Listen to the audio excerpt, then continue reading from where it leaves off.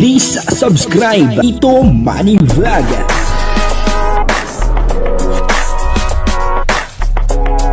Payagan po si Tito Manny Vlog na mag-reactor para pambiling gamot sa kanya pong karamdaman. Wala masyadong records ng ng away. Meron pong magandang balita dito sa Jomcar at talagang ito'y pinakakaabangan ng lahat. Papanoorin po natin yung video taalamin po natin kung itong magandang balitang ito.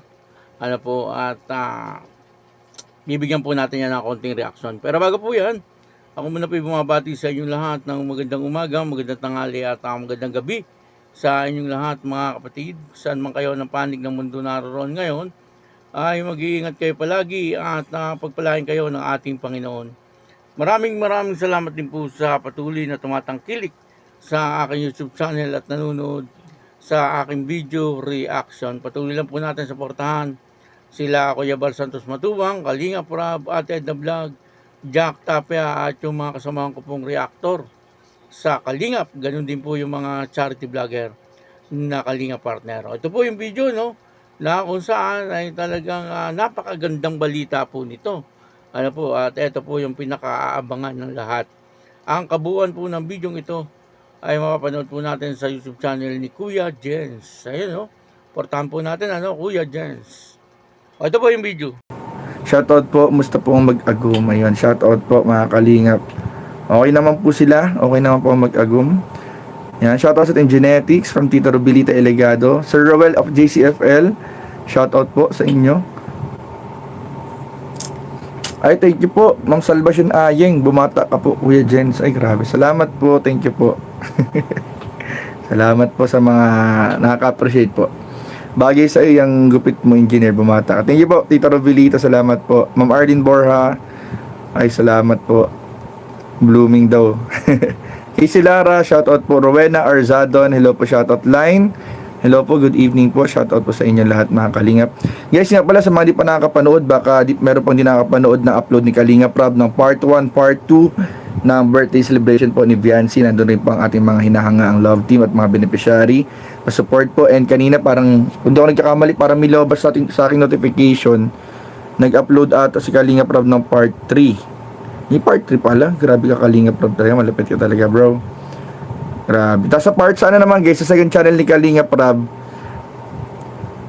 Ayaw nga, 15 minutes Meron, may part 3 guys. Pa-support po ng part 3. Pa-support po ng part 3 ni Kalingap Rob ng birthday celebration po ni Viancy. Tapos po, sa second channel ni Kalingap Rob, yung Rob Matubang Vlogs, ay pa-support din po yung bagong upload, yung sa K-Boys on Mission. Andun po tayo, nakasama po tayo nung nakaraan sa transient nila Kalingap Rob. Hello po, Ma'am Helen Takuyan, Melody Cap, hindi ka raw kasama sa Vietnam po. Destrisa Tatulay, hello po Kuya Jens, kakatapos lang manood ng upload mo po, ang galing ng Jomcar sa actingan. Ay, thank you po. Ate Nian, hello Kuya Jens, wala ka ba update sa Jomcar? Sabi ni Kalingap Rob po mga Kalingap, abang-abang lang po tayo guys. Darating din po yung part 95. Napanood ko na po iyon. Ang ganda nga po, ang saya ng laro nila. Okay guys, salamat po. Yan, sa mga di pa nakakapanood, panoorin po ninyo.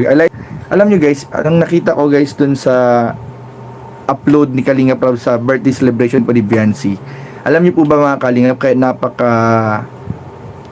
opinion ko lang alam nyo po ba kung bakit napakabilis din ng million views? Tingin ko po mga Kalingap, dahil talagang sumuporta po lahat ng supporters doon sa upload ng birthday celebration ni Kalingap Rob. Lahat, supporter ka man ng Jomcar, supporter ka man ng Mikri, supporter ka man ng ibang ni Joy, supporter ka man ng ibang beneficiary, ibang love team. Guys, doon sa upload ni Kalingap Rob sa birthday celebration ni Viancy ay nagsuportahan po ang lahat. Kaya mapapansin po natin solid po yung panonood po talaga, yung upload po. Kaya tinatapos lang po ni Kalingap Rob i-upload lahat para syempre po makamove na sa next mga susunod na event mga Kalingap. Tsaka guys, abangan po ninyo dahil may papalapit na isang event din po sa mga nag-aabang po ng update ng Jomcar. May papalapit pong event ang Jomcar. So abangan nyo na lang po mga Kalingap. Di po natin pwedeng masyadong i-detalye, pero may papalapit pong event naman po ang Jomcar. After po ng event ni Viancy, ng EDSI ay meron naman po papalapit na event ang Jomcar. So abangan lang po natin mga kalingap. Baka di nyo pa nakikita. So ito po yung bigay ni Ma'am Tere Faustino. Thank you po tita. Maraming po salamat. Ate Tere. Ito po. Ayan o. Bigay po ni Ma'am Tere. Naiabot na po natin kay Carla yung bag and yung damit. Maraming po salamat Ma'am Tere. Napanood po natin video, yun po ay live ni Kuya Jens, ano, at doon po ay nakita natin na itong si Kuya Jens ay bagong gupit. Grabe, no, parang bumata ng mga 10 taon, ano, si Kuya Jens, mga teenager, ano po. At marami nga po nagsasabi doon sa kanyang live, ano, nagko-comment na bagay daw po sa kanya yung kanyang gupit. Ano po. At sa hindi po nakakaalam, ano, ito po si Kuya Jens ay isang engineer. Civil engineer po yata ito, si Kuya Jens, ano po. At matalik na kaibigan din ni Kalinga Prab. Suportahan po natin, ano, si Kuya Jens. Ano po, talagang napakagaling din na reactor. Ano po. At dito nga ay sinabi po niya, kasi may mga nagtatanong po doon sa part 95 ng Jomcar. Talagang mga lobat na. Ano po yung mga nag-aabang dito sa part 95, kailangan ng ma-recharge. Ano po. Pero sa ngayon ay wala pa daw talagang part 95, ano, sabi ni Kuya Jens. Kaya maghintay-hintay lang daw po, ano, taasikasuhin daw po yan ni Kalinga Prab, ano. Kumbaga tinatapos lang po itong event ni Beyonce. Ano po. Nung nakaraan nakita po natin, ano, panay po ang practice, ano, para po dito sa birthday ni Beyonce, ano. Kaya hindi po naasikaso siguro yung pagbablog, ano, dito po sa part 95 ng Jomcar. Ano, pero sabi po ni Kuya Jens, meron naman daw po. Maghintay-hintay lang. Pero may magandang balita, ano, yung po ang thumbnail natin. May magandang balita dito sa Jomcar. Merong mangyayaring malaking event. Ano po? Yun po ang sabi ni Kuya Jens, ano, at abangan lang daw po natin 'yon. Ano, kung hindi po ako nagkakamali, ano, ito po siguro yung tinutukoy ni Kuya Jens yung second anniversary ng Jomcar.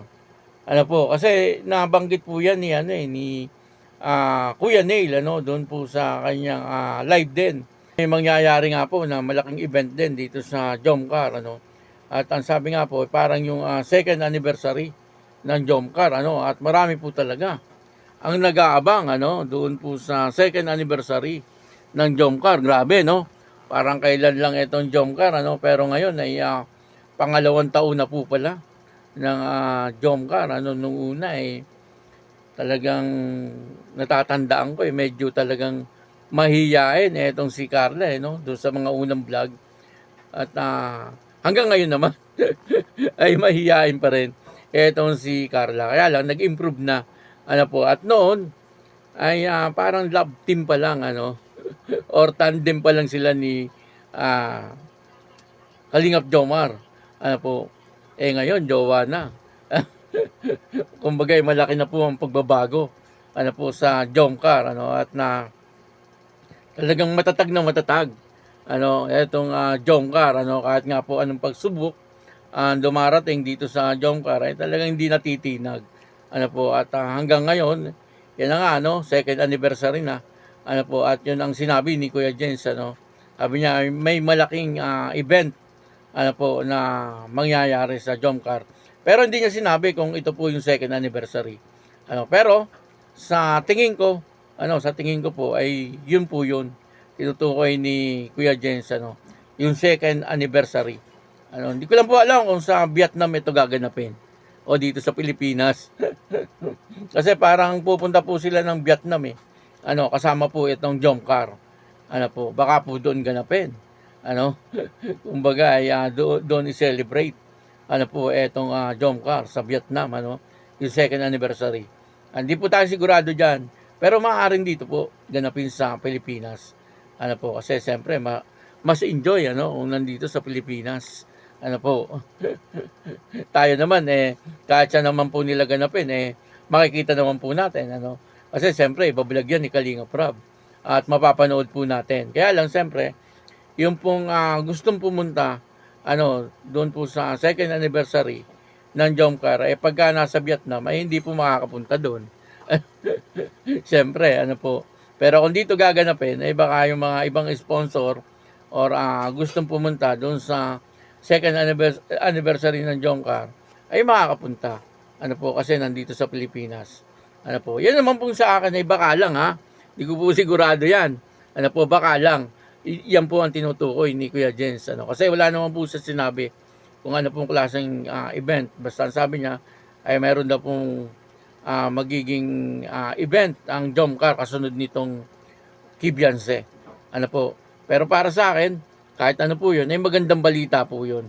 Ano, sa mga nag-aabang po sa Jomcar ay talagang good news. Ano po. Kaya yun, maraming salamat po sa inyo lahat. At ako po si Tito Manny Vlog na nagsasabing God bless you all. Diyos mabalos.